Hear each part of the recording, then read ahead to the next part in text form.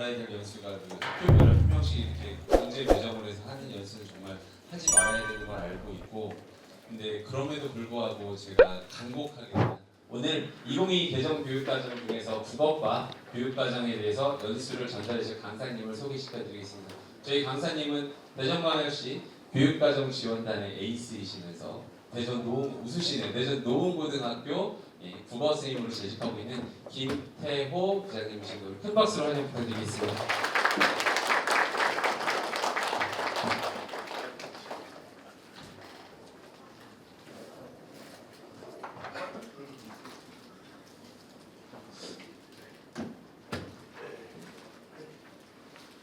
예.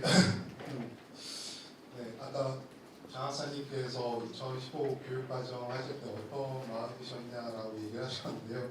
저는 사실 작년부터 시작됐던 이 개정교육과정의 선도교육 연수를 받으면서 나는 어떤 마음이었지라는 생각을 갑작스럽게 하게 되었습니다. 네, 오늘 선생님들과 같이 국어과 교육과정은 크게 세 가지 파트로 말씀드리고자 합니다. 그런데 날이 좋진 않지만 국어과에 대해 통합의 장이 됐기 때문에 끝나는 시간은 꼭 5시를 지키고자 하고 있습니다. 네, 그래서 지금 보시는 1부와 2부 순서를 같이 말씀드리고요. 상황에 따라서 잠깐 쉬셨다가 마지막 국어과 과목에 대한 안내를 드리고자 합니다. 네, 다소 조금 내용들이 조금 재미없을 수도 있을 것 같습니다. 그렇지만 네, 그냥 좀 전반적으로 흐름이 어떻다라는 점과 몇 가지 포인트만 좀 같이 확인해 주시면 좋을 것 같습니다. 네, 먼저 2022 개정 교육과정의 주요 총론에서의 방향에 대해서 말씀드리겠습니다. 다들 알고 계시겠지만 요새 뷰파 시대라는 표현을 쓰더라고요. 보시는 변동성과 불확실성, 그리고 복잡성, 모호성 속에서 이 시대를 살아가는 학생들이 지금 이제 앞으로의 어떤 자신의 미래를 위해 어떤 준비를 해야 되느냐, 이것이 교육적으로 개정 교육과정을 이제 교육과정을 개정할 수밖에 없었던 주요 출발점이었던 것 같습니다. 뭐 학생의 학력 인구 감소라든지 교육 환경의 변화나 또 교육과정에 대한 전반적인 현장의 수용성을 높여야 된다는 의도는 다 알고 계시겠지만 본질적인 질문은 시대가 변했다는 것 같습니다. 더불어서 OECD에서 발표했던 학습 나침반 많이들 보셨을 겁니다. 처음에 이 표를 보면서 이건 도대체 무엇을 의미할까 했는데 결국은 학생이 맞이하게 된 이 교육화라는 시대 속에서 본인이 어떻게 혁신을 만들어내고 그 혁신에 대한 책임을 지으며 그것에 대한 본인의 어떤 갈등 상황을 스스로 이겨내고 또 새로운 아이디어나 가치를 만들어낼 것인가, 이것에 가장 중심이 있는 게 학생의 역량이고, 이 역량을 키우기 위해서는 우리가 기존에 가지고 있던 지식과 기능, 태도, 그리고 가치, 이 부분이 종합적으로 연결될 때 앞으로 좀 더 궁극적으로 학생들이 또는 사회에 이바지할 수 있지 않을까라는 방향으로 이 미래 교육 방향이 설정되었다고 합니다. 참 거창합니다. 네, 이러한 두 가지 배경을 통해서 2022 개정 교육과정이 만들어지게 되었습니다.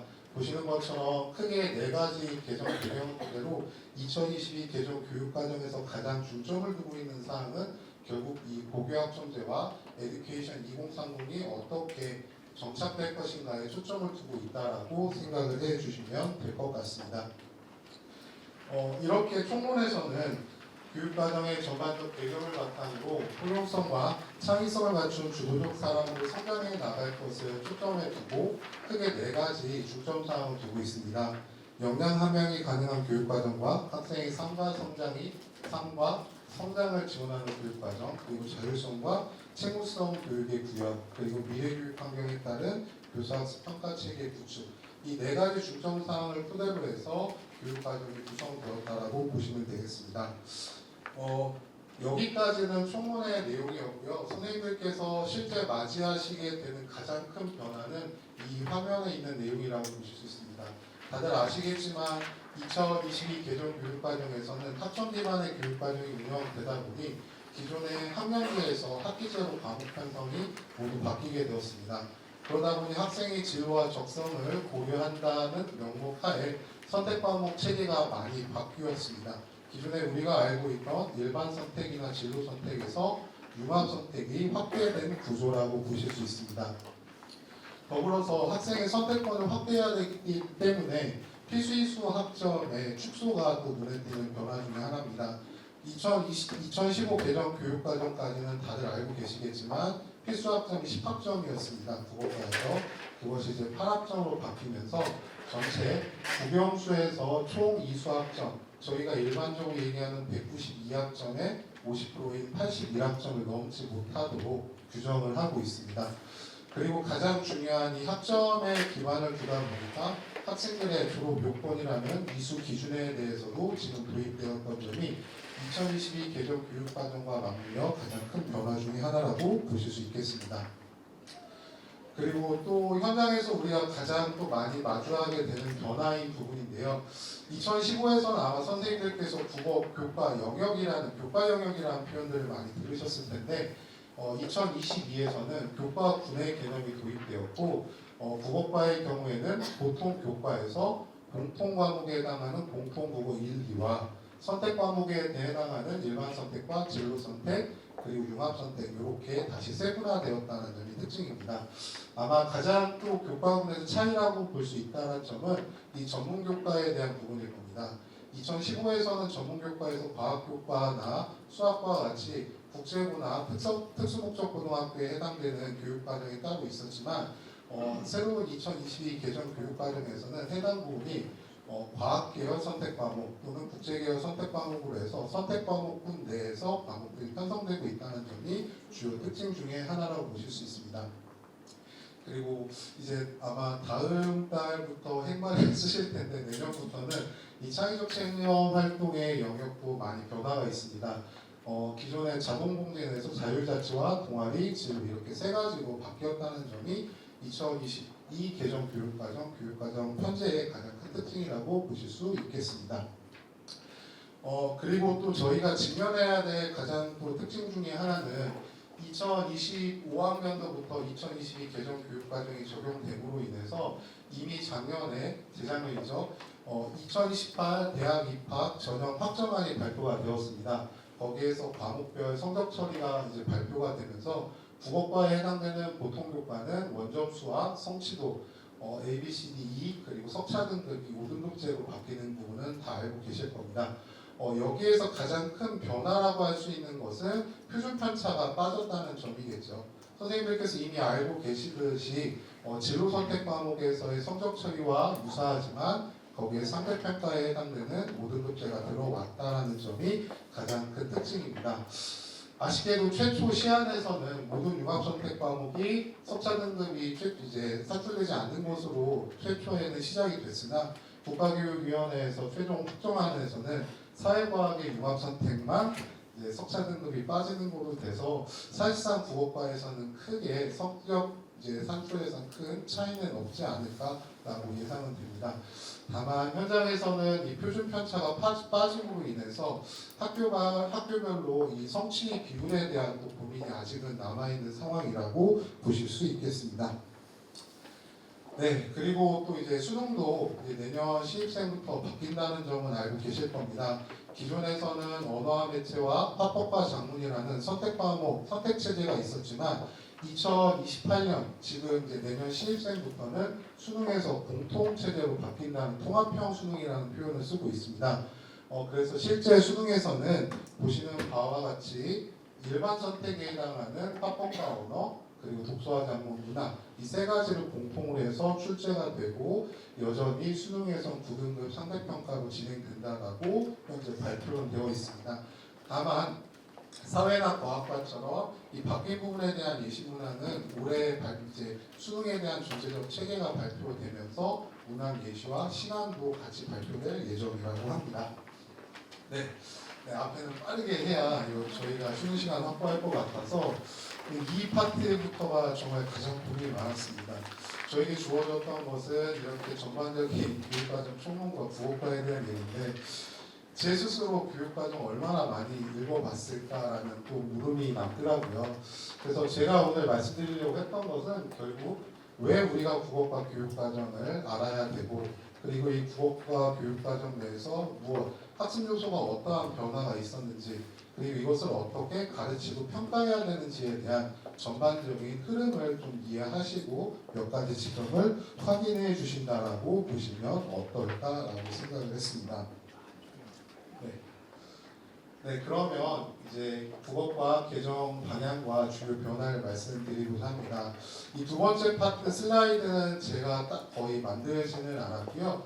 이미 티클리어에 올라와 있는 국어과 교육과정에 대한 고등학교 안내 자료에 대한 부분 중에서 선생님들께서 좀 아셨으면 하는 부분을 가지고 와서 재구성했음을 밝힙니다.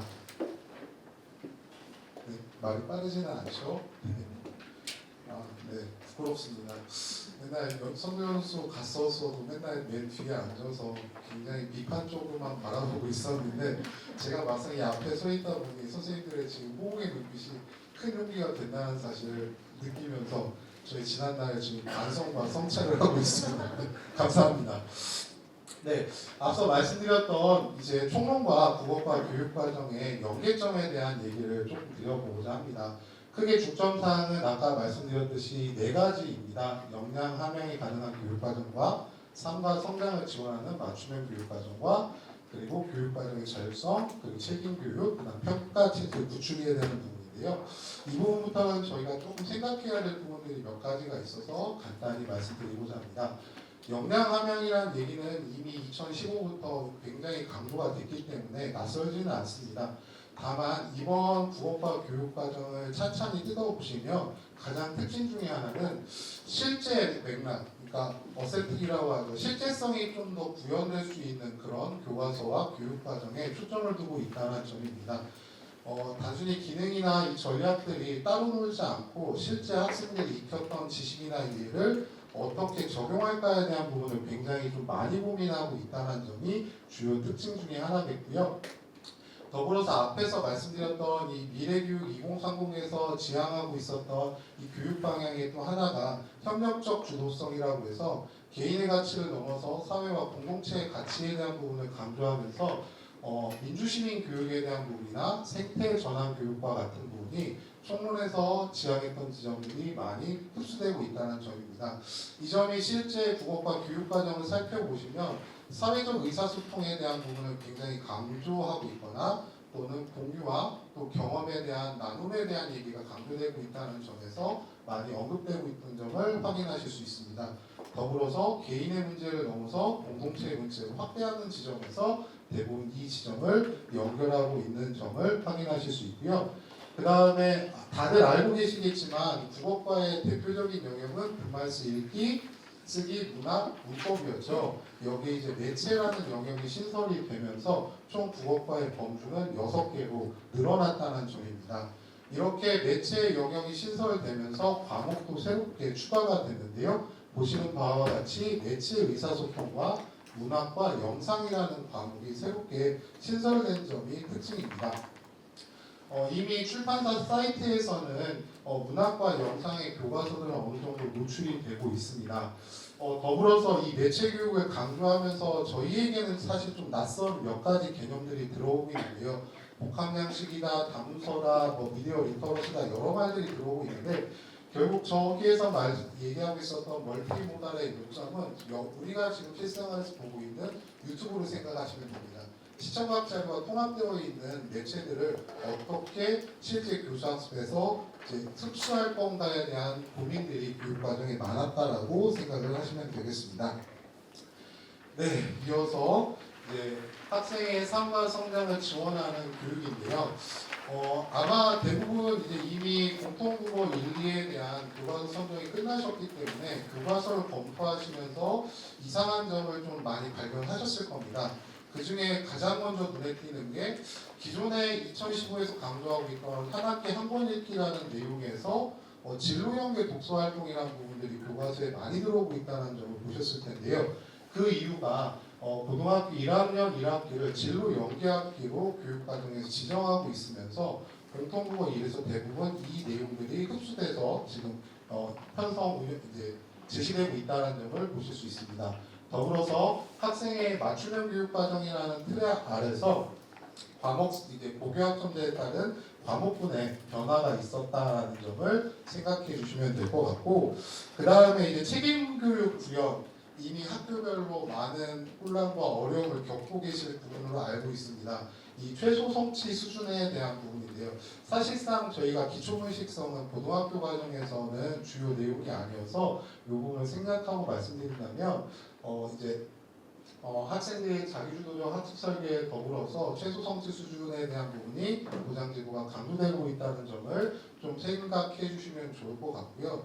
특이한 점은 이 자기주도적 학습 설계와 학습 능력에 대한 부분을 성취 기준과 성취 수준 고려사항 그리고 교수 학습에서 굉장히 강조하고 있다는 점입니다.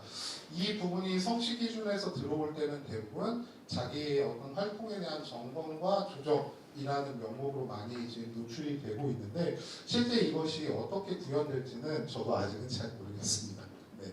마지막으로 평가 체제에 대한 부분은 다 알고 계시겠지만 에듀테크를 어떻게 활용해서 학생들의 수준과 또는 바뀐 이 고교학점제 교실 속에서 아이들이 주도적으로 활동할까에 대해서 강조하고 있다 정도만 보시면 되겠습니다. 이렇게 보면 엄청 많은 변화가 있을 것 같지만 본질적으로 국어과 교육 과정에서의 교과 역량은 큰 변화는 사실 없었습니다.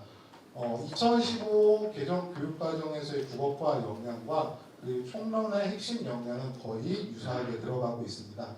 다만 명칭상 가장 큰 변화로 보이는 것은 안 되네요. 네, 지금 여기 이제 디지털 미디어 역량이라는 부분으로 이름이 좀 바뀌었는데요. 그 이유는 2015 교육과정과 2022에서 이제 매체 환경이 좀 더 복잡해졌다라는 점을 이제 반영해서 이 지점이 바뀌었다 정도로만 이해를 해주시면 될 것 같습니다. 네. 지금 보시고 있는 화면의 요점은 국어과 교육과정에서의 대목표와 하위 목표가 어떻게 교과 역량과 연결되고 있느냐라는 지점인데요.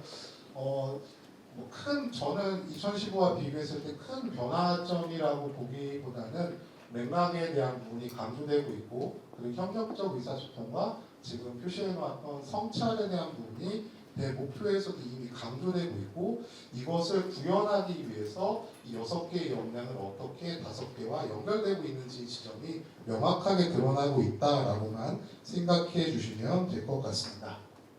네. 여기까지 추상적인 얘기였다면 저희가 이제 실제 마주해야 될 부분에 대한 말씀을 좀 드리고자 합니다. 이제 매체 영역이 신설되면서 사실상 이제 국어과에서는 좀 부담이 늘어날 수밖에 없는 부분이 있습니다. 선생님에 따라서는 다양한 매체에 익숙하실 수도 있지만 저는 그렇게 익숙하지 못하다 보니까 이것들을 어떻게 수업 시간에 실제로 활용을 해야 된다는 얘기가, 지금 매체의 범주는 어디까지인 거고, 이 매체를 활용해서 학생들이 정말 매체를 제작하는 데까지 다 가야 되는 건지, 아니면 매체 속에 숨겨져 있는 함의를 뽑아내는 것까지를 얘기하는 건지에 대한 저는 굉장히 의문점이 많았었는데, 결국 이 지점들이 고등학교 매체 영역에는 다 들어있다라고 생각을 하시면 될 것 같습니다.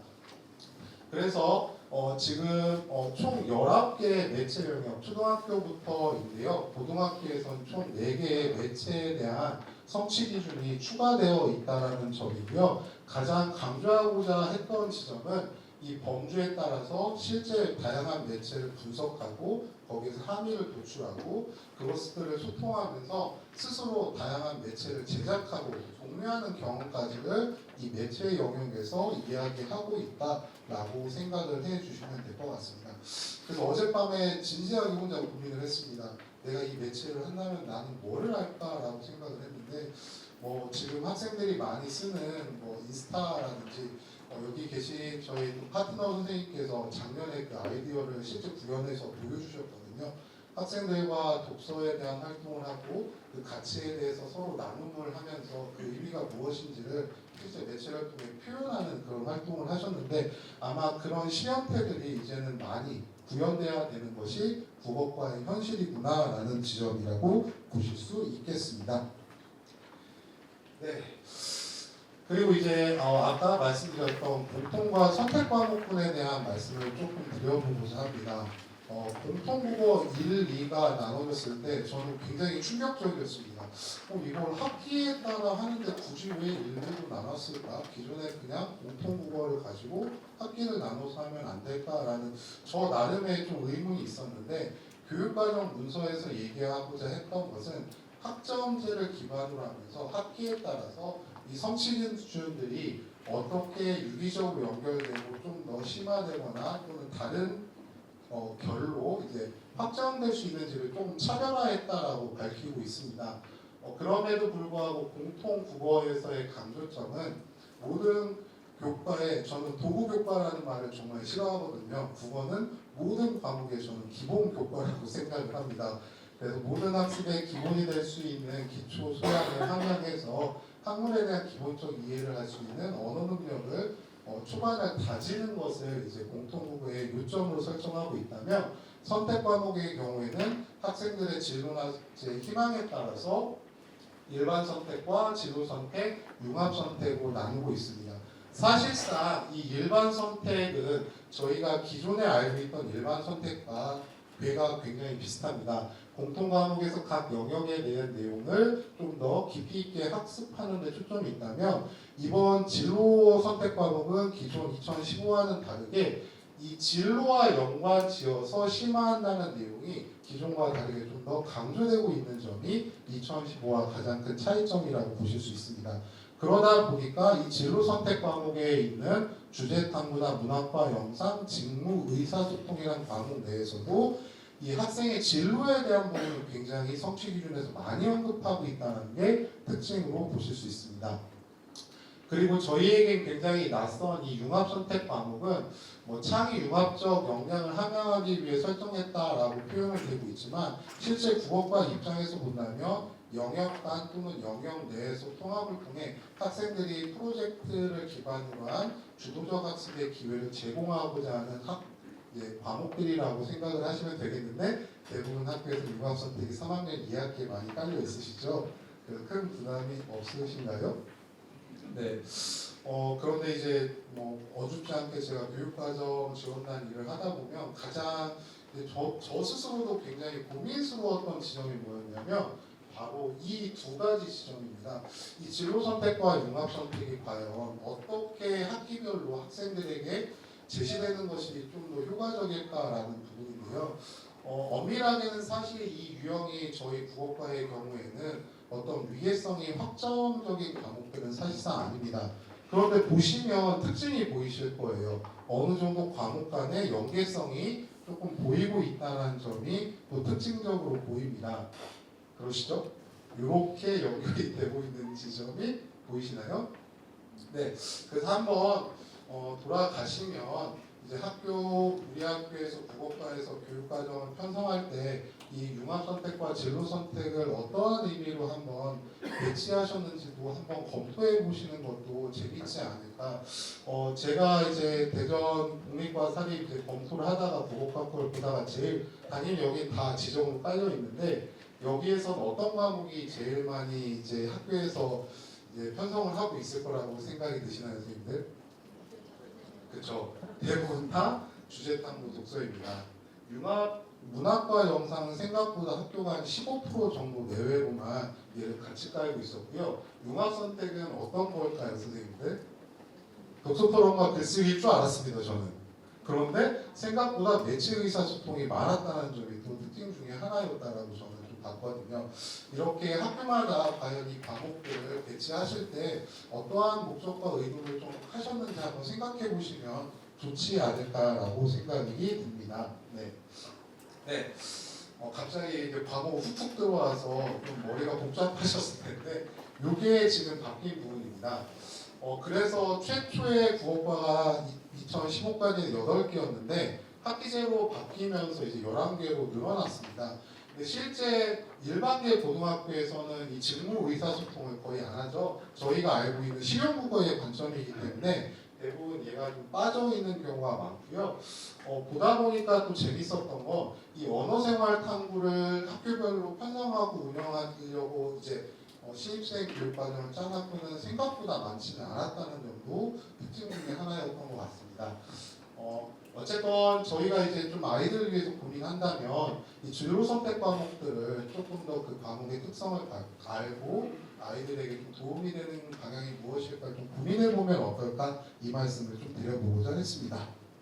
네, 옆에 이미 말씀드렸던 거 이제 국어과는 듣말쓰, 읽기, 쓰기, 문법, 문학에서 매체가 추가됐다는 점 그리고 사실상 선도교원 연수로 갔을 때 교육과정 평가원에서 신설 과목이라고 얘기하는 것들은 사실 요 세 가지와 이렇게 주제탐구 독서와 문학과 영상, 독서토론과 글쓰기, 매체의사소통, 언어생활탐구 이렇게 5과목을 보통 신설 과목이라고 얘기는 하지만 저는 조금 관점이 다릅니다. 왜냐하면 이 주제탐구 독서는 이미 저희가 2015에서 했던 주제탐구 독서에 대한 부분만 따로 떨어져 나오는 성격이 좀 저는 강하다고 봤거든요.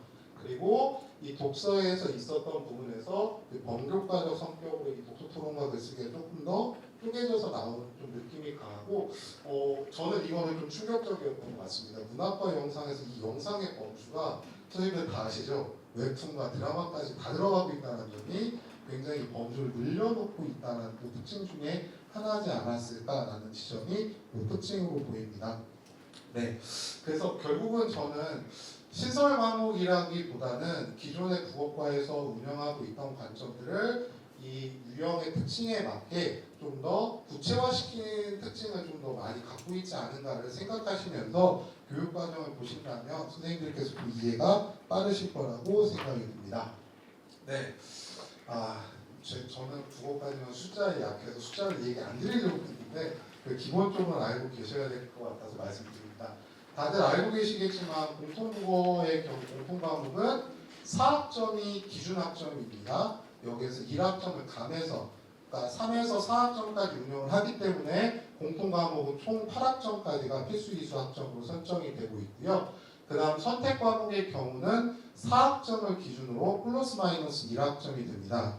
그러다 보니까 특징적이었던 게 대부분 공통국어를 4학점으로 많이 하는 학교가 있지만 또 국어과에서 크게 베푸셔서 3학점으로 운영하는 학교도 생각보다 있다라는 게 또 특징 중에 하나였고 또 신기했던 점은 학기별 이수학점이 다른 학교도 있었다는 겁니다.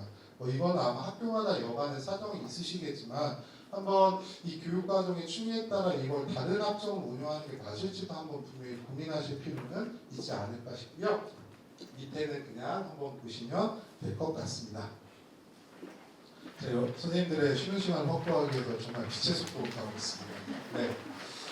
이제 또 머리가 아픈 얘기가 나왔죠. 고교학점제. 사실은 갑자기 국어과 교육과정을 얘기하는데 고교학점제를 왜 얘기할까라고 싶으실 텐데요. 바로 이 항목 때문입니다.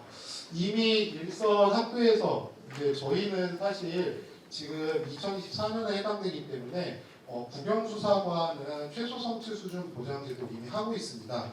그런데 이제 내년부터는 모든 교양교과를 제외한 전 교과는 이 최소 성취 수준 보장 제도를 다 해야 된다는 게 바뀐 부분입니다. 이게 앞서 말씀드렸던 책임 교육에 대한 강화의 일환으로 들어가 있는데요. 아시겠지만 이제 수업의 3분의 2 이상을 출석하고 학업 성취율 40% 두 가지가 충족이 돼야 된다는 게 이제 우리가 알고 있는 고교학점제인데. 네, 교육청에서 발표했던 최소 성취 수준 보장 지도의 예시를 보니 지금 보시는 것처럼 세 가지 유형으로 나눠져 있습니다. 첫 번째로는 학업 성취율 40% 미만은 그럼 학교생활 기록부는 어떻게 지도할까에 대한 부분인데요. 특징은 표를 보시면 아시겠지만 학생들한테 추가 이제 보충 지도를 통해서 학생들의 어떤 이제 기초학력 또는 기본학력의 기회를 확보하는 기회를 주거나 두 번째로 성적은 40%가 넘지만 수업의 3분의 2 이상이 이제 충족되지 않은 친구들은 어떻게 할 것이냐라는 부분이 지금 두 번째 탭에서 보시는 것처럼 출석률 미달에 따른 추가 학습을 실시했다를 학교생활기록부에 기재하겠다는 내용이 들어가 있습니다. 그럼 제일 궁금한 건 이 둘을 다 못한 경우는 어떻게 할 거냐인데요. 실제 이제 교육청과 교육부의 문서에서는 미수처리라고 쓰여 있겠지만 이 부분부터가 저희의 이제 고난의 행군이 되지 않을까라는 부분입니다. 여기 때문에 이제 저희가 조심스럽게 얘기 삼으면 되는 부분은 수행평가에 대한 비율에 일정 부분 변화가 있을 수밖에 없다는 점은 아마 선생님들 자명하실 거라고 생각을 합니다. 이처럼 개정교육과정 내에서 국어과도 최소 성취 수준 보장지도에서는 자유롭지 못하다. 이 지점을 말씀드리고자 이 부분을 가지고 왔습니다. 네. 그리고 제가 최초에 이 교육과정 국어과 저는 사실 독서 전공이어서 저희 지도 교수님께서 이 교육과정을 개발하시는 걸 이제 검토하라고 주시면서 제가 신랄하게 비판했던 부분이 사실은 전 이거였거든요. 한 학기 한 권 읽기에 대한 부분이 2015에서 나름 현장에서 굉장히 잘 정착되고 좋은 활동으로 자리 잡았는데 이것이 2022 개정 교육과정에서도 명확히 드러나지 않지 않습니까? 라고 했는데 그때도 이제 교수님께서는 아마 나중에 어디 뒷부분에서 들어갈 거라고 했는데 실제로 이게 성취 기준의 고려사항과 교수학습 방향에서는 언급이 되고 있습니다. 결론적으로는 한 학기 한 권 읽기가 없어진 것이 아니라 이것이 조금 더 아까 말씀드렸던 진로 연계학기와 연결되어서 학생들에게 여전히 자기 선택적 독서를 할 수 있는 기회를 제공하고 있다. 사실 처음 이제 국어과 교육과정 문서를 보시면 이상하다. 왜 한 학기 한 권 읽기가 없지? 라는 부분은 사실 없어진 게 아니다. 이 부분을 좀 말씀드리고자 해서 가지고 왔고요. 네, 이제 교육과정 문서 체제를 말씀드릴 텐데요. 여기는 제가 간단하게만 좀 말씀드리겠습니다. 사실은 저희가 사실 이 문서 체계를 다 알지는 못합니다. 그리고 다 알아야 될 필요성과 목적이 강하다고도 생각은 하지 않지만 이 목차를 조금 보시는 지점들은 필요해서 말씀드리고 하는데요. 가장 큰 차이는 저 교육과정 설계에 개요가 들어왔다는 지점입니다. 이게 뭘까라고 생각하시면 이렇게 생각하시면 됩니다. 국어과 교육과정은 이러한 의도와 이러한 취지에서 만들었어 라는 부분을 좀 더 구체적으로 설명하고 있다는 부분입니다. 기존의 개정교육과정들에서는 국어과 교육과정이 어떠한 의도와 목적에서 만들어졌는지를 사실 저희가 알기는 어려웠는데 이런 지점에서는 조금 더 친절한 문서가 됐다라고 보실 수 있고요. 또 가장 이제 많은 변화가 있었던 게 저 내용체계표입니다. 여기에서 이제 또 이상한 2015에서는 핵심 개념과 일반화된 지식으로 이게 도대체 뭐지라는 고민을 저희에게 안겨줬다면 이번에는 핵심 아이디어라는 이름으로 또 저희에게 몇 가지 고민을 안겨준 점. 그리고 보시는 성취 기준에서 성취 기준 적용 시 고려 사항이라는 것이 들어온 점이 또 나름 새로운 지점이라고 보시면 되겠습니다. 다들 아시겠지만 국어과 교육과정을 펼쳐보시면 모든 성취 기준에 대한 해설이 없습니다. 그래서 내가 좀 궁금해하는 이 기준에서의 설정 의도라든지 학습 방향에 대한 부분이 왜 이렇게 소략됐을까라는 의문점들이 많으셨을 텐데 이번에는 그 부분들을 저 성취 기준 적용 시 고려 사항이라는 부분에서 각 성취 기준에 따른 교수학습 방향이나 평가 방향 그리고 좀 낯선 용어들에 대해서 제시하면서 이 성취 기준들을 전반적으로 교수학습한다는 이런 방향이구나를 안내하고 있다는 점.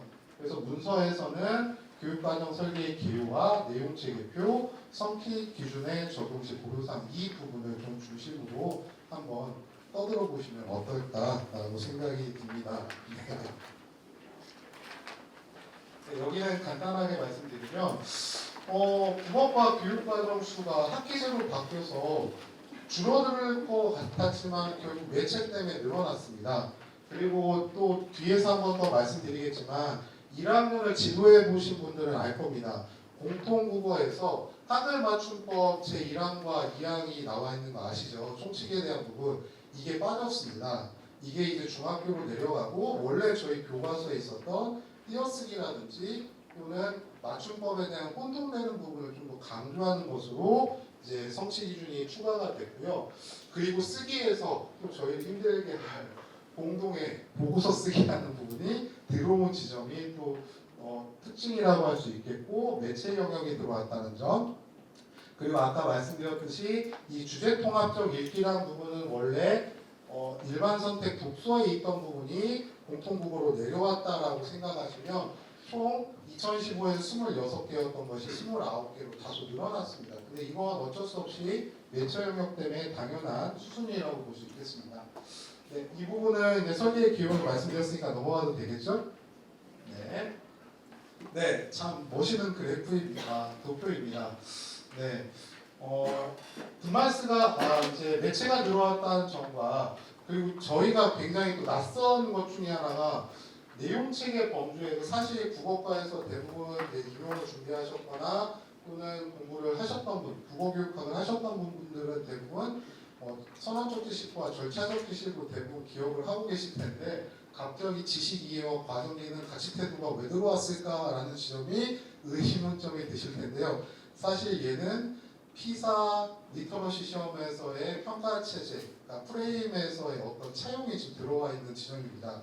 그러니까 결론은 뭐냐면 아까도 말씀드렸듯이 얘가 미래교육과 연결되어 있다 보니까 학생들에게 역량을 강화하기 위해서 단순히 아는 데서 끝나는 것이 아니라 이 아는 것의 세부 기능들을 어떻게 활용할 거고 이것들을 토대로 내가 어떻게 정의적으로 변할까를 다 묶어야 되다 보니까 기존 내용체계 범주가 좀 변화했다. 이렇게만 이해하시면 좋을 것 같습니다. 네, 국어과 성표, 목표 넘어가겠습니다.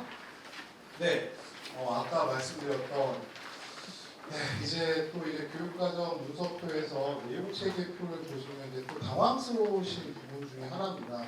제가 왜 제 입장에서 당황스럽다는 걸 아마 선생님들은 안 당황스러우실 텐데요.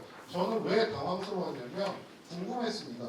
정말 이게 고등학교의 내용 범주와 내용 요소일까? 그래서 저는 하루는 그냥 심심해서 초등학교 거부터 쭉 펼쳐가서 봤는데 다 똑같아요. 그 범주 명도 바뀐 게 없고 어떤 얘기냐면 지식 이해 과정 기능 가치 태도에 또 하위 내용 범주가 있습니다. 그리고 그 내용 범주에 따라 학명분별 내용 요소가 있는데 사실상 거의 동일하게 움직이고 있습니다.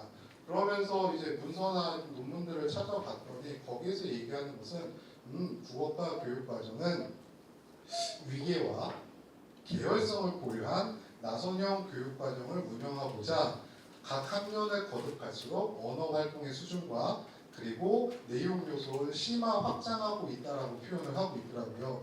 그래서 또 궁금해서 성취 기준들을 쭉 깔아서 비교를 했는데 저는 잘 모르겠습니다. 이게 정말 구체적으로 다를까? 근데 달라졌던 지점들은 어디서 드러나고 있었냐면 아까 말씀드렸던 성취 기준 적용 시 고려 사항을 보면 거기에서 실제 학년분별로 어떻게 달라지는 지점이 좀 드러나고 있어서 실제 선생님들께서 처음 이 내용체계표를 펼쳐놓고 보시면 공통국어 2라고 공통국어 2가 똑같은데 학법과 언어나 주제탐구 독서도 비슷한데 이런 느낌이 좀 받으실 수밖에 없다. 그렇지만 다 의도는 있었다고 합니다. 네. 제일 또 이제 오늘 제가 거의 이제 끝나가고 있는데요. 첫 번째 타임 강조하고 싶었던 이 핵심 아이디어에 대한 부분입니다. 이 핵심이라고 할 때 어떤 생각들이 혹시 선생님들 드셨을까요? 저는 처음에는 가장 중요한 생각 또는 한때 유행했던 빅아이디어라고 생각을 했나라고 했는데 이게 근간 또는 기본이라는 의미를 담고 있더라고요. 코어 또는 펀더멘털이라는 의미를 담으면서 이 핵심 아이디어가 결국은 이 전체 내용 체계표를 포괄할 수 있는 즉 각 영역별로 학생들이 도달했으면 하는 총체적 알의 상태라든지 또는 각 영역의 본질 이걸 통해서 아이들이 갖추었으면 하는 가치나 태도는 이런 거야를 추상적으로 진술해 놓고 있습니다. 그 추상적 진술을 가지고 실제 내용 범주와 내용 요소를 쪼개놔서 교육 과정을 만들어 놓고 있다. 이 정도로만 이해를 하시면 됩니다. 기존에 있었던 일반화된 지식이나 핵심 개념과 같이 좀 복잡했던 개념들이 사라져서 보시기는 좋을 것 같습니다. 네, 시간 관계상 제가 여기는 매체만 간단히 말씀드리려고 했는데요. 뒤쪽 보시면 시설 영역이기 때문에 매체만 핵심 아이디어 3개를 조금 말씀드려보려고 합니다. 실제 선도교원 연수에서도 이런 얘기를 했습니다. 이 핵심 아이디어를 만들었던 연구진들은 지금 달려있는 이 질문에 대한 대답을 만들기 위해서 이 질문에 대한 대답을 가지고 핵심 아이디어를 만들었다라고 하고 있습니다. 그래서 첫 번째에서는 도대체 매체 영역의 본질은 무엇인가에 대한 부분에서 매체는 소통을 매개하는 도구이자 환경이고 사회와의 소통 방식과 소통 문화에 영향을 끼친다 해서 이 매체 영역의 본질, 의미를 밝히고 있다면 두 번째 핵심 아이디어에서는 그러면 이 본질적인 모습에서 어떻게 학습자들이 이 매체에서의 교육 활동이 전개될까 그리고 이 교육이 끝났을 때 아이들은 어떤 모습일까를 상정해서 쓴 거라고 합니다. 그리고 마지막으로는 이 가치와 태도, 학생들이 지녔으면 하는 정의적 요소를 제시하고 있다라고 하는데 여기에서도 좀 보이시는 것이 계속 이 소통 공동체라는 것을 강조하고 있다는 점이 주요 특징이라고 보시면 될 것 같습니다. 네, 이제 제가 좀 마음의 여유가 생겼습니다.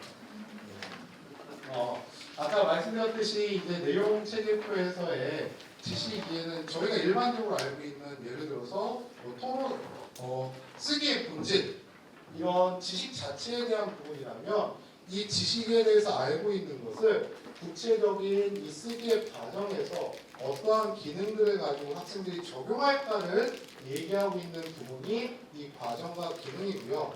그러다 보니까 이 과정과 기능은 대부분 인지적 과정에 대한 부분을 쪼개놓고 내용 범주를 구성하고 있다는 점을 보실 수 있습니다. 가치와 태도 부분은 다 알고 계시겠지만 교과 학습을 통해서 학습자가 내면화했으면 하는 태도라든지 교과에서 지향하는 태도를 얘기하고 있는데요. 가장 특이했던 점은 2015에서와 달라졌던 점은 듣기 말하기 읽기 쓰기에서 효능감이라는 부분을 굉장히 강조하고 있다는 부분입니다. 학교에서도 효능감이라는 말씀을 많이 쓰시죠. 제가 발표 효능감이 굉장히 떨어지는 사람이라 이렇게 지금 두 손을 모아서 간절하게 선생님에게 지금 말씀을 드리고 있답니다. 아시겠지만 효능감이라는 것은 자기가 할 수 있는 것과 할 수 없는 것을 정확히 인지하고 개선해 나갈 수 있는 정의적 영역을 일반적으로 효능감이라고 합니다. 이 부분을 듣말수와 읽기 쓰기에서 강조하고 있더라 정도로만 봐주시면 되겠습니다. 아까 말씀드렸듯이 이걸 쭉 이제 내용 체계표의 범주를 놓고 보면 크게 다른 점이 없다라고 말씀드렸던 점이 바로 이러한 점 때문입니다. 결론은 말씀드렸듯이 듣말스 읽기에서는 효능감이라는 부분이 좀 더 강조되고 있고 과정과 기능에서는 우리가 알고 있는 교육의 인지적 과정이 그대로 들어와 있다 정도로만 이해하시면 돼서 여기는 그냥 가볍게 보시면 되겠고요. 이 자료는 제가 만든 게 아니라 아마 학교에서 거의 안 보셨을 겁니다. 교육부와 그리고 원광대학교에서 이제 발간했던 2022 개정 교육과정의 수업평가 안내 자료에 들어가 있는 내용입니다. 가끔 심심하시면 한번 보십시오. 여기를 보시면 되게 재밌는 게 하나 있습니다. 수업에 대한 예시를 들으면서 어떤 교사의 궁금증과 의문에서 출발하는 구조로 기존에 저희가 보아왔던 이 수업평가 안내 자료와는 좀 다른 양식으로 되어 있다고 좀 참고하시면 좋을 것 같습니다. 네, 이제 성취 기준도 우리가 다 알고 있듯이 궁극적으로 학생이 할 수 있거나 할 수 있기를 기대하는 도달 기준인데 이것만 조금 생각을 해주시면 좋을 것 같습니다. 사실 저희가 일반적으로 국어과에서 학습 목표를 제시한다고 할 때는 하나의 내용 요소와 하나의 행동 요소를 포함해서 학습 목표를 제시해야 된다고 하잖아요. 이 성취 기준에 이들이 밝히고 있는 성취 기준의 진술 특징은 몇 가지 요소를 다 뭉뚱그려 놓고 있다라고 얘기를 하고 있습니다. 어떤 경우에는 내용 범주에서 하나만 잘라서 성취 기준을 만든 경우가 있고 어떤 경우에는 내용 범주의 내용 요소 두 가지 이상을 합쳐놓고 있다라고 해서 왜 교육과정 문해력이라는 말이 강조될 수밖에 없었냐면 이 성취 기준 자체에서 포함하고 있는 내용 요소의 범주들이 하나가 아니라 대부분 두 개 이상이기 때문에 그렇습니다. 그래서 선생님들께서 아마 또 이제 신학기가 되면 평가 계획을 짜시면서 저희를 또 힘들게 했던 교수학습 계획을 또 하셔야 되죠. 그때 한번 성취 기준을 보시면서 이 내용 요소들을 살펴보시면 어떨까 싶습니다.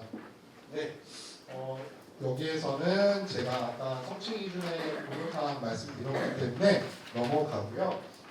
네, 이제 저에게 딱 3분만 주시면 저희 잠깐 쉬었다 하실게요. 네, 이제 교수학습과 평가에 대한 말씀을 조금 드려보고자 합니다. 이 부분도 사실상 선생님들께서 교육과정 문서를 열어보시면 또 당혹스러우신 지점이 하나가 생깁니다. 공통국어부터 모든 선택 과목의 교수학습 방향과 내용들이 크게 막 다른 지점들이 보이지는 않으실 건데요. 교수학습에서 강조하고 있는 건 크게 이 6가지 항목입니다. 아까 말씀드렸듯이 학생의 성장과 개별 자기주도적 학습을 지원하기 때문에 개별화에 대한 수업에 대한 부분이 강조되고 있다는 점은 당연히 아시겠고, 실생활과 연계된 프로젝트라고 해서 학습자 주도성을 강조하고 있는 교육 과정이다 보니 이 프로젝트에 대한 부분을 굉장히 강조하고 있다, 교수학습에서. 더불어서 토의와 토론이라는 부분도 굉장히 강조를 하고 있는데요. 이 이유는 아까도 말씀드렸듯이 사회적 의사소통과 공동체의 담화에 대한 부분을 강조하다 보니까 이 부분이 강조해서 들어왔다는 것, 그리고 실제적 언어 환경이라는 부분은 다매체 시대에 대한 부분을 반영해라라는 부분을 이해하시면 되겠고, 깊이 있는 학습을 위한 영역별 교수학습이라는 것은 영역 간 통합과 그리고 학생들에게 좀 더 본인의 주제의식과 목적의식을 가지고 탐구할 수 있는 기회를 주겠다. 그리고 계속 나오는 기초학력, 이렇게가 강조점으로 보시면 되겠습니다. 그래서 교수학습에서 강조드리고 싶었던 지점은 사실 저 프로젝트 학습과 관련이 토익 토론입니다.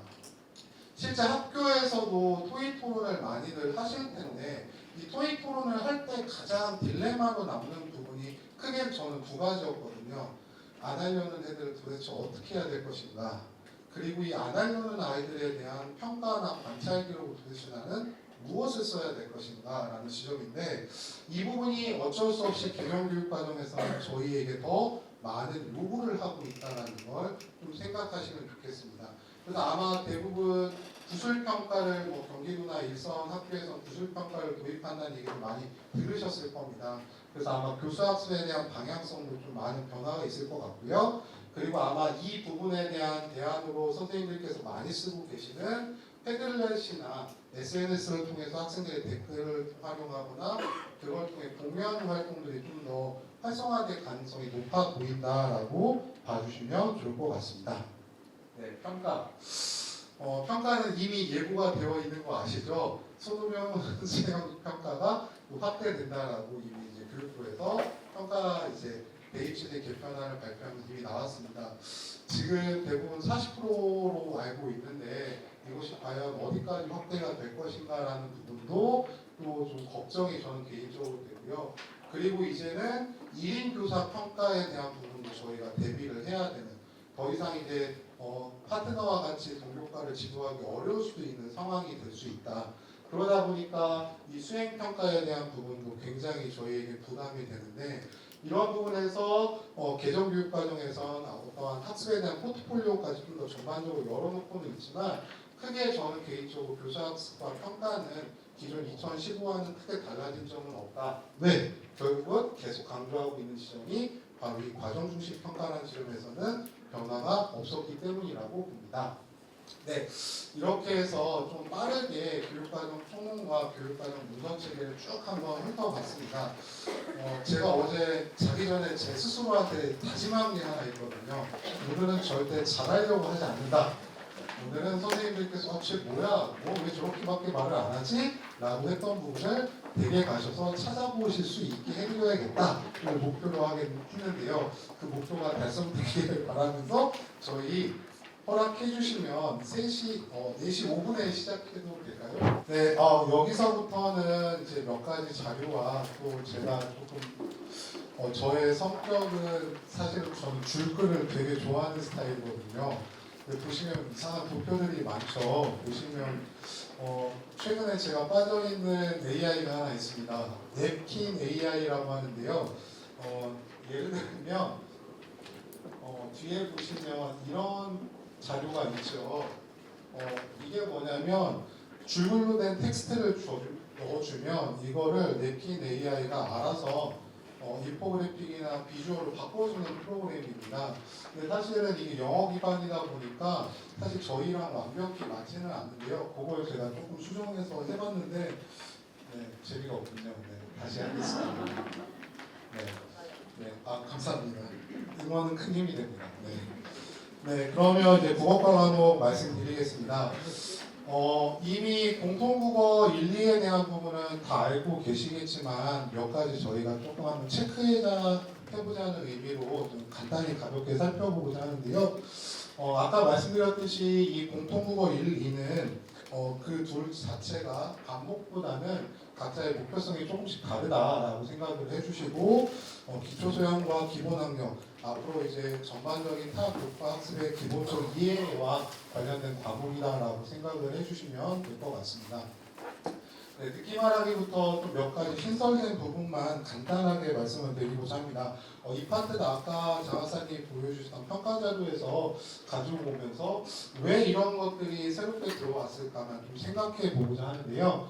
먼저 듣기 말하기에서 청중의 관심을 요구에 맞게 내용을 구성하여 발표하거나 청중의 질문을 효과적으로 답변한다라는 성취 기준이 새롭게 들어왔다는 점은 아까 말씀드렸듯이 학생들의 어떤 발표력에 대한 부분을 듣기 말하기에서 좀 강조하고 있다라고 생각을 해주시면 될 것 같고 또 그냥 기호만 얘기하겠습니다. 0-1-0-3에서는 사회적 소통 과정에 대한 부분을 좀 강조하고 있다. 앞서 말씀드렸던 이 담화 공동체에서의 사회적 소통 과정을 좀 주요하게 보고 있다라고 살펴봐 주시면 될 것 같습니다. 네, 읽기가 조금 선생님들 입장에서는 몇 가지 거부감이 있는 표현들이 좀 있습니다. 다문서 읽기라든지 복합양식이라든지 그리고 독서 교류라든지 사실상 저희가 조금 이제 낯선 용어들인데요. 다문서란 말은 죄송한데 영어를 주면 멀티 다큐멘터라고 해서 저희가 일반적으로 쓰이고 있는 모의고사에서 가나 지문 들어오는 거 아시죠? 여러 읽기 자료들을 통합해서 읽어나가는 과정을 강조하고 있다. 이유는 간단하겠죠. 학생들이 실제 긴 글을 길게 호흡해서 읽기도 하지만 짤막한 글들을 종합해서 읽어가는 과정이 실제 오늘날 읽기의 상황이다라는 점 때문에 이 다문서 읽기란 부분이 조금 더 부각되고 있다는 점과 그리고 복합 양식이라는 것도 더 이상 이제 학생들이 활자화된 텍스트만 보는 것이 아니라 시각 자료라든지 시청각 자료라든지 여러 가지 매체가 혼합되어 있는 양식들을 통해로 정보를 이제 선별하거나 선택하기 때문에 이런 점도 읽기에서 매체 환경을 좀 확대해서 복합 양식을 끌어들이고 있다라고 봐주시면 될 것 같습니다. 그리고 저는 제 입장에서 눈에 들어왔던 건 나머지 어떤 읽기에 대한 큰 변화에서 이 주제 통합적 읽기라는 부분이 공통국어로 내려왔다는 점이 좀 가장 저는 좀 재밌게 보였거든요. 이 얘기인 즉슨 학생들 스스로 한번 네가 네 주제에 대해서 찾아보는 앞서 말씀드렸던 이 주도성에 대한 부분을 읽기에서도 굉장히 강조하고 있다는 점이 주요 특징으로 보실 수 있을 것 같습니다. 나머지 이제 수정 보완되어 있던 부분들은 아까 말씀드렸던 매체가 조금 더 다매체 환경을 반영한다 정도로만 봐주시면 될 것 같고요. 또 쓰기에서도 좀 많은 변화가 있습니다. 아까 말씀드렸듯이 이제 저는 이게 정말 어떤 식이 구현을 될까라는 부분인데 공동보고서 쓰기. 저희가 아마 대학에서 배우실 때 협력장문이나 협동글쓰기라는 말로 많이 들으셨던 부분들이 실제 많이 이제 교육과정에서 좀 명징화해서 들어왔다는 점. 실제 그래서 교육과정 성취 기준을 쭉 살펴보시면 실제 학생들이 어떻게 주제를 선정해서 자료를 비교하고 역할을 분담해서 보고서 형식에 맞춰 글을 쓰고 공유하냐까지를 구체적으로 다루고 있습니다. 근데 아마 이거는 현실적으로 이미 저희가 많이 하고 있는 것 같아요. 구글 공유 문서를 통해서 아이들이 같이 보고서를 작성하고 계시죠? 그렇죠? 네, 하실 거라고 믿습니다. 저는 안 합니다. 네, 저는 3학년이어서 하고 있지 않습니다. 네, 그런 부분에 대한 것들이 이제 좀 구체적으로 들어왔다라는 게 특징이고, 저는 제가 어려워하는 게 이건데요. 저는 논증이 이게 정말 고등학생 수준에서 가능한 것인가라는 저 개인적인 의문입니다. 그렇지만 이 논증이라는 부분은 이미 2015부터 굉장히 강조되고 있는데 중학교에서의 이 논증과 관련되어 있는 건 연역비나 유추만 배우는 건 알고 계시죠? 네, 이 이제 고등학교 공통국어에서는 주장에 따른 근거, 주장과 이유, 이 내용 간의 연결관계까지 해서 좀 더 논증을 복잡하게 이제 이야기하고 있고 이것을 활용한 내용 조직학이라고 이제 구체적으로 박아놓고 있기 때문에 내용 조직학에서 학생들이 어떤 논증적 글쓰기에 대한 부분이 좀 더 많이 어필되고 있구나. 근데 이 부분은 어쩔 수 없이 개인의 생각이나 어떤 가치관을 관점을 명확하게 드러내려면 이 부분이 또 강조될 수밖에 없다는 점이 특징으로 또 보이는 것 같습니다. 더불어서 이제 언어 공동체라든지 어떤 사회적 쟁점에 대한 부분도 굉장히 강조하고 있는데 교육과정 문서에서 이 사회적 쟁점을 단순하게 생태 전환이나 민주시민만 얘기하고 있지는 않습니다. 지역이나 성, 다문화와 같은 다양한 쟁점 사항을 포괄적으로 얘기를 하고 있다는 점을 좀 생각해 주시면 좋을 것 같습니다. 네. 문법 아까 말씀드렸던 부분입니다. 한글 맞춤법의 원리에 대한 부분인데요. 실제 이게 중학교 3학년으로 내려가면서 고등학교에서는 이제 중학교와 연계해야 된다고 하면서 띄어쓰기나 저희가 기존의 교과서에서 총칙에 대한 부분을 제외한 나머지를 좀 중점적으로 다루고 있다는 점을 좀 생각해 주시면 되겠는데 저는 좀 제일 눈여겨봤던 부분이 바로 이 4-3입니다. 나머지는 사실 다 비슷하거든요. 그리고 얘도 사실 생각해보면 크게 다를까라는 부분이 있는데 다양한 분야의 글과 담화에 나타나는 문법 요소 및 어휘의 표현 효과를 평가하고 적절한 표현을 생성한다라고 되어 있습니다. 굉장히 많은 요소들이 들어가 있습니다. 매체에 대한 부분, 문법 요소, 그리고 그것에 대한 평가와 그 다음 실제 사용까지 들어가 있는데 과연 이게 우리가 어떻게 구현되는 형태일까 실현태를 좀 곰곰이 생각하다 보니까 수능에서 보시면 언어와 매체에서 이상한 문제가 항상 나옵니다. 매체에 대한 부분에서 공식 매체에서 이 우리가 소위 말하는 부사어가 왜 여기서 이렇게 쓰여 있는지 그리고 시간 표현은 적절한지에 대해서 평가하는 문제가 나오고 있거든요. 그래서 얘는 그 부분을 조금 강조하고 있구나. 그래서 문법에서도 강조하는 것 중에 하나가 이 언어의 공공성 부분을 굉장히 강조하고 있다. 생각해보면 이유는 간단할 것 같습니다. 가끔씩 놀랍니다. 아이들이 보낸 문자를 해독을 해야 되더라고요. 이해를 하는 게 아니라 띄어쓰기 맞춤법을 무시하는 현재 조금 아이들의 어떤 성향들에 대한 부분을 실생활과 연결시켜서 강조하고자 했다라고만 좀 전반적으로 이해를 해주시면 될 것 같고요. 네, 문학은 감사하게도 수정 보완만 돼서 큰 변화는 저는 개인적으로 느끼지는 못했는데 어쨌건 문학에서도 어떤 단순하게 개인적 감상 수준에서 문학을 통한 어떤 공동체의 문제에 대한 인식까지 좀 확대해 나가려는 시도가 좀 특징적이었던 것 같고 아마 올해 국어 교과서를 검토하시면서 굉장히 재밌지 않으셨을까라고 생각하는데 재밌지 않으셨나요? 거기에 있는 문학 작품들이 이런 것도 이제 나오는구나 하지 않으셨나요? 저는 개인적으로 모 작가를 굉장히 좋아합니다. 그 작가의 제목을 밝혀도 될까요? 저는 노찬성과 에반이라는 작품을 읽으면서 저의 유년 시절과 나의 땡치리 기회를 나는 어떻게 마지막까지 함께 했었지? 그 아이의 삶은 어땠지? 라는 걸 하면서 눈물을 흘렸던 안 그래 보이지만 굉장히 감수를 받습니다. 그래서 문학 작품의 편폭이 물론 저희가 소위 말하는 고전이나 당연하다는 제재도 들어오지만 이 폭이 굉장히 넓어졌다는 점도 이 공통국어에서의 어떤 지향점을 좀 반영하고 있지 않았을까라는 점이 담겨 있어서 굉장히 신기했고 한편으로는 또 아이들과 이 문학 작품을 어떻게 같이 수업할 수 있을까에 대한 저 나름의 고민과 또 걱정도 있는 건 사실입니다. 어쨌건 재밌을 것 같습니다. 네. 매체는 아까 말씀드렸기 때문에 간단히만 말씀드린다면 4가지 성취 기준이 들어왔습니다. 이것도 재밌었던 점이 사회적 의제를 다룬 매체 자료라고 해서 단순히 개인적인 내용, 그러니까 이유는 간단할 겁니다. 유튜버와 같이 개인성이나 개인적 성향이 짙은 것보다는 공공의 문제를 다루고 있는 이런 매체에 대한 고민, 죄송합니다. 이건 제가 추가하느라고 따로 넣었습니다. 네, 그래서 없습니다. 이런 부분에 대해서도 좀 고민을 하라는 지점이 들어와 있다는 점과 그리고 항상 이 비판적 수용과 그리고 제작에 대한 관점이 계속 같이 가고 있다는 점이 또 특징 중에 하나라고 생각을 했습니다. 네, 그래서 궁금했습니다. AI는 우리 공통국어에서 성취 기준의 고려 사항에 대해서 뭐라고 요약을 할까를 봤더니 크게 5가지 맥락으로 요약을 하고 있었습니다. 이 능동적 참여라는 것이 아까 말씀드렸던 총론에서 얘기했던 학습자 주도성, 학생이 중심이 돼야 된다는 얘기겠고, 항상 모든 교육과정들이 공유와 소통에 대한 관점을 얘기하고 있다는 점, 그리고 문화적 맥락이라는 것도 개인 수준이 아니라 다마 공동체나 문화 공동체 내에서의 활동까지 포괄하겠다. 그리고 매체도 이제는 확대해서 생각하자. 그리고 끝으로 꼭 성찰, 스스로 점검하고 반성, 자기주도적 학습까지를 요구하고 있다는 점이 이 공통국어에서 주요 요점이다라고 생각을 해보시면 될 것 같습니다.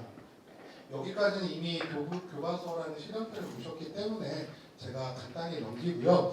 네, 조금 여기서부터는 재미가 더 없을 것 같습니다. 네, 죄송합니다. 네, 선생님들 예전에 많은 과목의 변천을 알고 계시죠? 독서와 문법이 있었던 시대도 알고 계시죠? 알고 계시나요? 네, 독서와 문법이라는 교과서도 있었답니다. 2007이었던 걸로 저는 기억을 하고 있는데요. 지금 보면 어떠신가요? 어느 정도 과목 간의 연계가 그래도 나름 잘 되어 있다고 보이시죠? 합법과 언어라는 건 결국 우리가 쓰는 구어라는 언어 자체에서의 공통점을 가지고 언어에 대한 공공성, 계속 이 퍼블릭에 대한 관점을 굉장히 강조하고 있는 게 좀 특징인 것 같습니다. 개인적 언어 사용이 아니라 공동체 내에서 올바른 규칙과 담화 관습을 지켜나가야 된다. 이걸 좀 강조하고 있는 점이 좀 특징이라고 보고, 저는 개인적으로 이 독서와 장문에서 이 관점을 저는 굉장히 사실은 싫어합니다. 왜 읽기는 쓰기를 위한 약간 도구처럼 표현이 될까라는 부분이 저는 사실 독서 전공자로서 마음에 들진 않지만, 이 부분에서도 사실상 아이들이 자기가 읽은 글에 대한 가치와 경험을 나누고 또 정보를 선별해서 그것을 하나의 자신의 관점을 드러내는 글로 드러내는 관점에서 독서와 장문이 같이 가는 것도 합당한 것 같습니다. 다만 보시는 것과 같이 문학은 평가원에서 그렇게 표현을 하더라고요. 학습량을 고려해서 문학만 단독으로 놓았다. 네, 그럴 수밖에 없겠죠. 네, 이렇게 크게 일반 선택 과목은 3가지로 나눠져 있습니다. 네, 화법과 언어 과목의 핵심 아이디어를 3가지 키워드를 가지고 말씀드린다면, 화법이란 이제 구어의 의사소통 과정과 그리고 이러한 화법의 본질과 언어라는 것이 의미와 기호 체제를 토대로 해서 의미 전달의 기능을 한다는 이 구어에 기반한 언어에 기반한 의미 구성 과정에서의 효과적 의사소통을 우리 화법과 언어의 핵심 아이디어로 하겠다라고 전제를 하고 있습니다. 이걸 토대로 지식과 이해에서는 언어와 화법의 기본 본질과 맥락을 설명하고 있고요. 보시는 바와 같이 과정과 기능에선 화법과 언어의 각각의 내용 요소를 좀 더 구체화하고 있다는 점을 살펴보실 수 있겠습니다. 실제 이것의 실현태 중에서 지금 보이시는 빨간색 글씨들은 저희가 한번 좀 생각해 볼 필요가 있는 부분이라고 저는 좀 표시를 해봤는데요. 시간의 흐름에 따라 변하는 양상, 다 아시겠지만 언어의 변화 양상, 이건 계속 나오고 있던 부분이고, 두 번째에서 품사와 문장 구조도 여전히 나오고 있고, 이 문법 요소는 2015와 큰 차이는 없는 것으로 파악을 했습니다. 그 다음에 0-5에서는 아까 말씀드렸던 실제 맥락 내에서 이것들이 어떻게 활용되는지에 대한 부분을 강조하고 있다는 것과, 저는 좀 특이했다라고 생각하는 것은 이제 말하는 사람의 공신력도 굉장히 평가 요소로서 이 주요하게 성취 기준으로 다루고 있다는 점, 결국 이 성취 기준과 성취 기준의 해설은 언어를 실제 사용하는 상황에서 학생들이 어떻게 올바르게 사용할지에 초점을 두고 성취 기준이 구성되어 있다라고 생각을 해주시면 될 것 같습니다. 네, 여기는 어떤 내용을 담고 있냐면, 이 부분이 사실은 화법과 언어의 목표와 하위 목표를 제시하고 있습니다. 계속 반복될 겁니다. 이 그림들이. 이 AI에서 공통적으로 다 계속 얘기하고 있는 것이 디지털 매체에 따른 환경의 변화, 그리고 실질적 맥락의 활용, 학생들의 어떤 점검과 조정을 실제 고려해서 이러한 합법화 언어를 지도해 달라라고 강조하고 있다라고만 생각을 해주시면 될 것 같고요. 이 공공성이라는 부분이 좀 강조되고 있다는 게 좀 특징이다라고 생각을 하시면 될 것 같습니다. 그래서 기대하는 바는 아마 합법화 언어에서 이 언어 파트에 대한 문제들도 예전처럼 단순히 어떤 개념에 대한 정리 차원이 아니라 실생활에서의 학생들의 사례를 분석하거나 이것들의 오류를 찾고 이제 어떤 맞춤법 규정들을 같이 비교하는 식으로 바뀌지 않을까 조심스럽게 생각해 봅니다. 네, 독서와 장문. 네, 간단하게 말씀드리겠습니다. 독서와 장문에서도 결국은 독자와 필자가 의미 구성 과정으로서의 이 독서와 장문을 통해 의사소통을 하고 이 문어 담론을 형성해 나간다를 이 핵심 아이디어로 이제 설정하고 있습니다.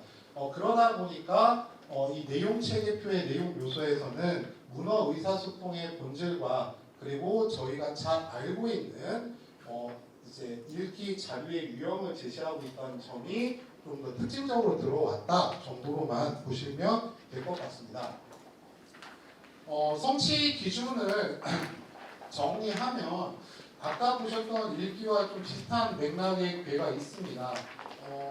당연히 주제 통합적으로 하다 보니까 다양한 관점에 대한 분석 그리고 이 자료를 어떻게 선택할 것인가 그리고 선택한 자료를 조식하고 그것들에 대한 평가, 쓰기와 그다음 그 글에 대한 평가 과정을 전반적으로 다 포함하고 있다는 점이고요. 사실상 이 마지막에 나와 있는 독서와 장문 성취 기준은 기존에는 교수학습 방법에서 이제 학습의 유형과 자료라고 하죠. 거기에서 나눠져 있던 부분이 이제 통합적으로 다시 들어왔다 정도로만 생각해 주시면 될 것 같습니다. 네. 그래서 독서와 장문의 성취 기준의 요점도 이 성취 기준의 고려사항을 보면 여기에서 굉장히 강조하고 있는 게 앞에와는 다르게 동료 평가와 교사 평가 그리고 학생 평가라는 부분이 좀 강조되고 있는 게 보이실 겁니다.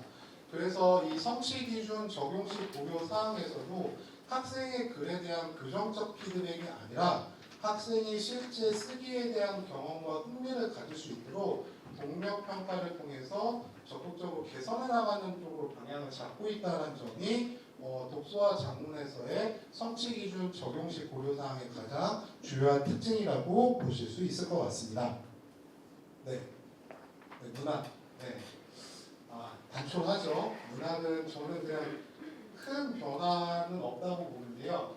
문학 향유자의 관점에서 문학의 생산과 수용을 통해 공유된 인간의 경험을 바탕으로 자아와 타자에 대한 세계에 대한 이해, 이걸 통한 어떤 공동체에 대한 이해 제고를 핵심 아이디어로 하고 있으면서 우리가 일반적으로 알고 있는 내용 요소를 포괄하고 있다 정도로 보시면 될 것 같습니다.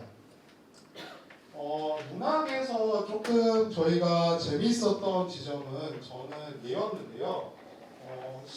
0-11을 보시면 문학을 통해 공동체가 처한 여러 문제를 이해하고 문제 해결에 참여한다라고 되어 있죠. 과연 이 공동체가 겪고 있는 문제를 관한 교육과정 문서에서 어디까지 포괄할 것인가?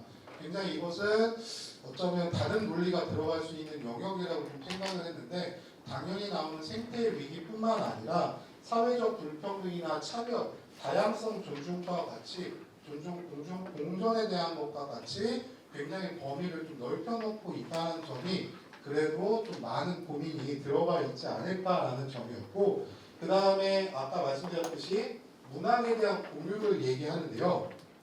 선생님들 학교에서 많이 하시죠. 시 낭송회로 평가를 하시거나 문학 작품에 대한 감상평 많이 하시죠.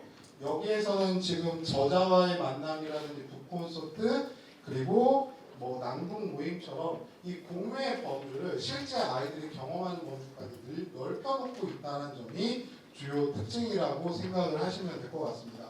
저도 사실은 학생들이 작가와의 만남이 정말 실효성이 있을까라는 약간의 저는 의구심을 갖고 있었는데 작년부터 저희 학교에 계셨던 선생님께서 그 기회를 아이들한테 열어주시면서 아이들이 좀 책에 대해서 생각해보거나 또 작가에 대해 관심을 갖고 책에 대해서 이야기하는 모습을 저는 좀 관찰을 했거든요. 그런 점에서 더 이상 우리가 문학을 야 A야 B야라고 하는 게 아니라 아이들끼리 생각을 나눌 수 있는 기회를 열어주는 게 참 의미가 있었구나. 또 한 번 또 배울 수 있는 기회였고 그런 지점들이 문학 교육 과정에서도 이제 구현을 원하고 있다 정도로 생각하지만 이렇게 되면 또 부업받는 일이 늘어나겠죠.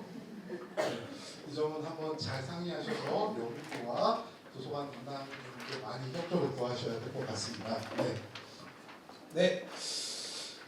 그래서 이제 문학 선택의 이제 이 부분에서 성취 수준에 대한 고려 사항에서 여기에서는 다른 점은 되게 비슷한데 특이점이 저 등장인물에 대한 탐구라는 게 하나가 좀 언급된 게 좀 인상이 깊었습니다. 왜 그럴까라고 해서 봤는데 이 부분에서 문학의 성취 기준 중에서 등장인물의 탐구를 통해 자기 삶과의 비교, 문학 작품의 가치에 대한 이해를 구체적으로 진술해서 진보하라고 들어와 있더라고요. 그래서 아마 인물에 대한 동의시와 공감을 통해서 자기에 대한 이해를 좀 넓혀나가기를 원하고 있지 않나라는 생각을 좀 하게 되었습니다. 네. 네, 제가 갑자기 또 마음이 급해집니다. 저에게 남은 시간 30분인데요. 네, 그렇습니다. 저도 사실은 이렇게 교육 과정을 많이 보지는 않습니다. PT하고 1년에 한 4번 정도 보는 것 같습니다. 4번 보는 이유는 평가 계획을 짜는 데서. 대부분 아마 그때 문서를 많이 열어보지 않으시나요? 네, 볼 때마다 이런 표현이 있었나라고 많이 느끼고 또 생각을 했는데요. 오히려 이 연수를 준비하면서 제가 또 많이 도움을 받고 또 고민했던 것 같습니다. 네, 그러면 이제 두 번째 파트, 진로서 이제 두 파트 남았습니다, 선생님들. 좀 약속하는 시간보다 무조건 빨리 끝낼 겁니다. 네, 이제 전반적인 흐름은 어떻게 아시겠죠? 어떻게 되는지 아시겠죠? 이 진로 선택 방법, 저는 사실상 대입에서 굉장히 국어과에서의 조금 중요한 역할을 할 수밖에 없는 부분이라고 저는 개인적으로 생각을 합니다. 아마 이 주제 탐구 독서라는 이름에서 이미 보시는 것 같이 학업과 진로 분야에 대해서 관심 분야에 대해서 탐색하고 학생들이 관점을 형성하라고 되어 있기 때문에 또 아이들이 어마무시한 여러 가지 책들을 가져와서 저희를 좀 괴롭히지 않을까라는 생각을 좀 하는 부분입니다. 아마 대부분 선생님들께서도 이 주제 탐색 또는 주제 탐구 독서 프로젝트는 많이 수행평가나 수업 중에 많이 하시고 있는 걸로 알고 있습니다. 요점은 본인이 주제를 선정하고 그 주제에 대한 다양한 자료를 읽으면서 자신의 관점을 형성하는 데까지 나아가 그걸 공유하기를 원한다는 게 되게 핵심이겠고요. 제일 이제 충격적인 건 이 문학과 영상입니다. 실제 핵심교원 연수에서도 이 부분이 많은 질문들이 나왔습니다. 이 문학과 영상이란 과목이 앞에 나왔던 문학과는 어떤 차별점이 있습니까? 라는 질문이었는데요. 이 문학과 영상에서 강조하고자 했던 그 담당 연구하셨던 교수님께서 말씀하셨던 건 문학 자체를 가르치거나 영상을 가르치는 것도 중요하지만 이 둘을 토대로 이 둘을 대하는 학생들의 가치관 태도를 함양하는 데 본인들은 초점을 두고 이 문학과 영상 과목을 만들었다라고 표현을 하셨습니다. 그러다 보니까 선생님들 아시는 웹툰이나 드라마도 들어올 수밖에 없었고 여기에서 매체, 영화 매체에서의 우리가 어떤 시퀀스나 장면, 어떤 대상들을 분석하는 것까지 다 포괄하고 있는 게 이 문학과 영상이라는 과목의 특징이다. 그래서 실제 얘를 진로와 연결하고 있는 지점이 뭐였냐면 편집자나 제작자, 어떤 얘기인지 아시겠죠? 문학 평론가 또 문학산업의 전반적에 관심 있는 학생들이 이 과목을 수강해 주길 원한다라고 표현을 하고 있고요. 직무 의사소통은 선생님들도 대략적으로 알고 계시겠지만 실용국어의 관점에서 자신의 직무에 필요한 기본적인 의사소통 기술과 직무를 대비하는 그 준비 과정에 대해서 요구하고 있다라고 생각을 하시면 되겠고요. 그러다 보니까 얘는 거의 일반계고에서는 얘를 편성하는 학교는 없었습니다. 다 아마 이 과목의 특성을 다 알고 계시기 때문이라고 생각이 듭니다. 네, 그러면 이제 주제 탐구 독서부터는 제가 약속을 드렸기 때문에 때문에 조금 더 빨리 되겠죠. 반응이 없으시면 천천히 하려고요. 네, 빨리 하겠습니다. 감사합니다. 네, 이미 보이시는 것처럼 주제탐구 독서에서는 이 과정과 기능에서 이미 한 학기 프로젝트가 어떻게 연계될지를 다 보여주고 있습니다. 학생들 니네 스스로 왜 내가 어떻게 책을 읽을지 그것과 관련된 너의 주제를 구체화하고 책을 선정해봐. 그리고 그 자료를 읽어봐. 그리고 네 생각과 타인의 생각, 저자의 생각을 비교해봐. 그런 다음에 그걸 친구들과 비교하면서 어떤 점이 네가 달라졌고 네 생각은 어떤지 그리고 그것을 토대로 네 생각을 좀 더 확대 심화해 보렴이라고 애초에 이 과정과 기능에서 프로젝트를 전제로 해서 교육과정 내용 요소를 구성하고 있다는 점이 보이실 겁니다. 작년 재작년부터 저는 AI에 꽂혀서 인공지능과 사회라는 주제로 주제탐구 독서를 계속 이제 3학년 대상으로 하고 있거든요. 학생들은 정말 싫어합니다. 첫 번째 버전은 6개의 발췌록 부분을 다 주고 이 중에서 니네가 고르렴 그리고 관련된 자료를 찾아서 비교해 볼래? 그리고 마지막으로 네 생각은 어떤지 써볼래? 이렇게 해서 한 세트를 했는데 저는 처음에는 학생들이 잘 하지 않을 거라고 생각을 했거든요. 근데 이 부분은 아마 다 비슷한 고민들을 하실 것 같아요. 책을 우리가 줘야 될 것이냐 아니면 아이들 보고 선택하라고 할 것이냐에 대한 고민이 굉장히 많았는데 처음에 저는 조금 어려운 책을 세 권 섞고 좀 쉬운 걸 섞어서 줬는데 당연히 저는 다 쉬운 걸로만 할 줄은 알았습니다. 그런데 뭐 저희 학 특성도 있겠지만 아이들이 골고루 이것들 섞어가면서 다른 책과 어떻게든 연결하려고 물론 뭐 얘가 목적은 아니었겠지만 그 친구들에게는 그래도 이런 프로젝트가 실제 가능하다는 지점이 저희는 아마 이미 국어과에서 많이 느끼고 계시지 않을까라고 생각이 듭니다. 그래서 이 부분은 넘어가겠습니다. 네. 그러면 이제 이 주제탐구 독서에서 얘기하고 있었던 성취기준 적용 시 고려사항에서의 특징은 재밌는 지점이 딱 하나가 있습니다. 이 공동체적 가치라는 부분을 강조하고 있는데요. 이게 앞서 말씀드렸듯이 저희가 국어과 교수학습에서 문제 해결을 위한 토익 토론에 대한 부분을 강조하고 있다고 했었죠. 그러다 보니까 이 주제탐구 독서에서도 학생들 간의 독서 토론에 대한 부분을 굉장히 좀 강조하고 있다. 그 정도로만 기억을 해주시면 될 것 같고요.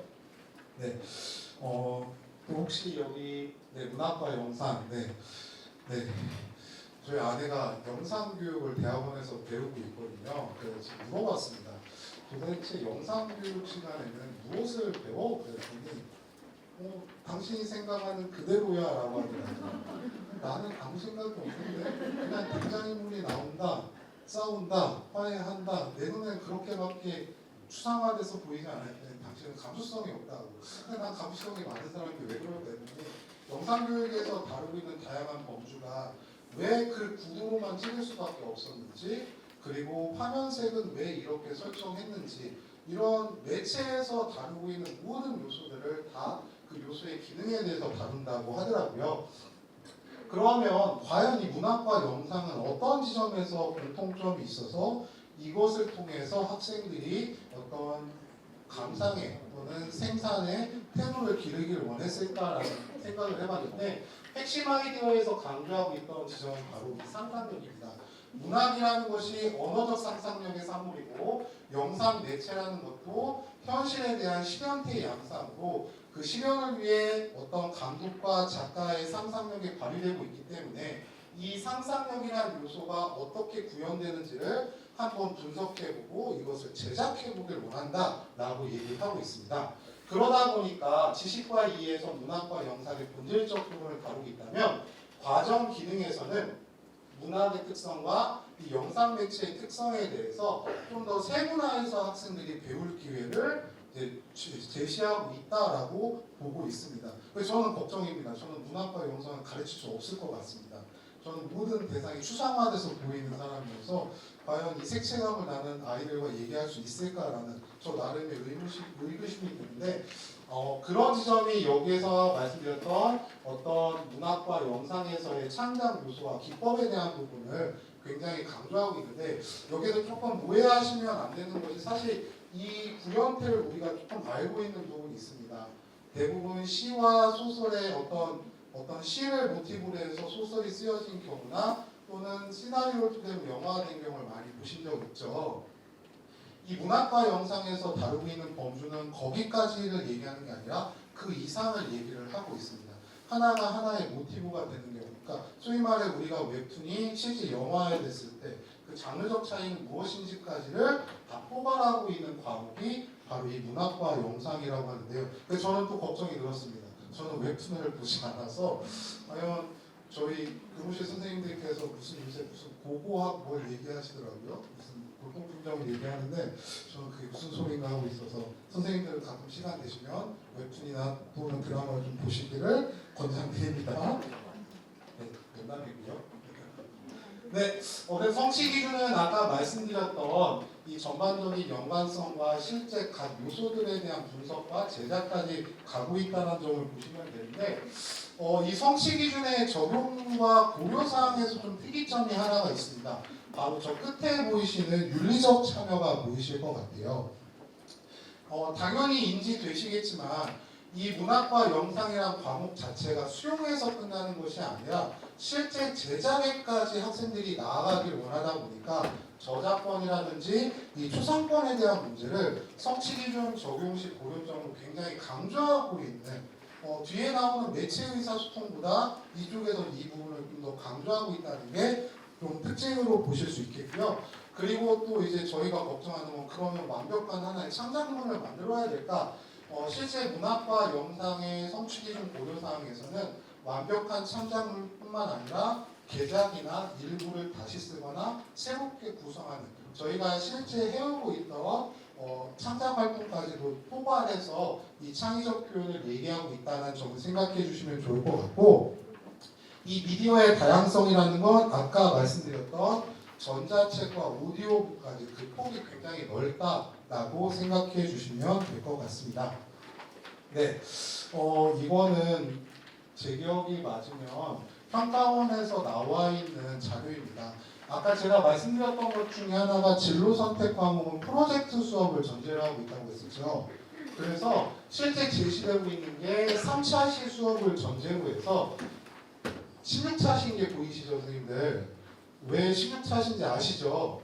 고교학점제에서는 17주가 아니라 16주로 바뀌었다는 점 때문에 16차시로 해서 실제 이 프로젝트가 어떻게 진행될지에 대한 예를 들고 있습니다.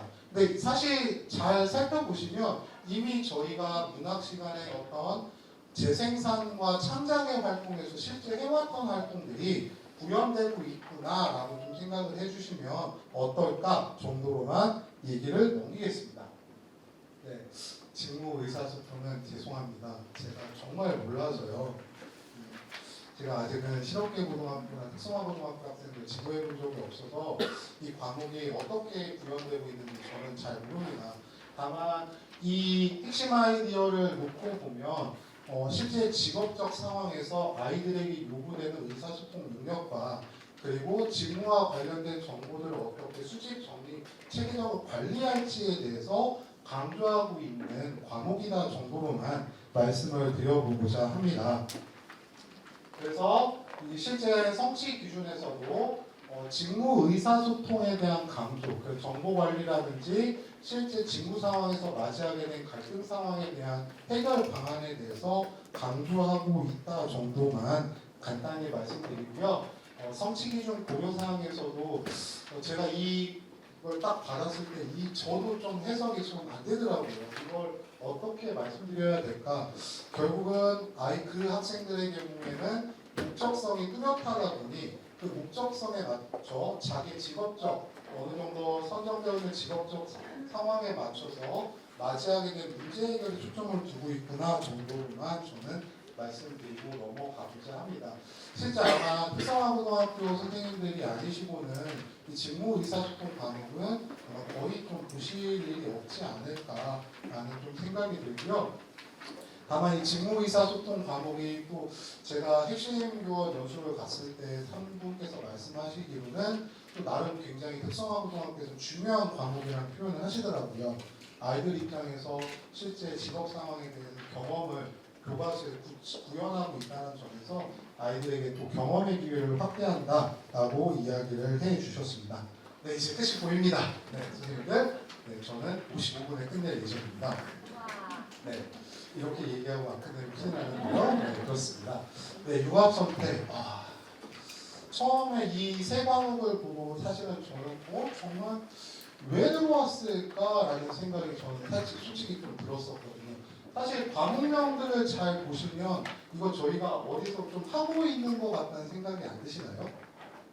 사실은 교과 일반 선택이나 진로 선택에서도 하고 계시지만 창의력 체험 활동에서도 사실 저희가 비슷한 일을 하고 계시지 않나요?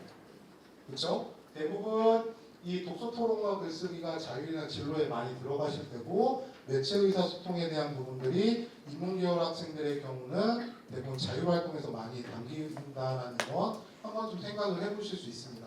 그 얘기인 즉슨 이 과목의 성격 자체가 어떤 내용의 심화보다는 학생들이 그간 쌓아왔던 지식들을 어떻게 활용할 것인지 다양한 요소들을 어떻게 응용할 것인지에 대해서 좀 더 초점을 두고 있는 과목들이다라는 점입니다.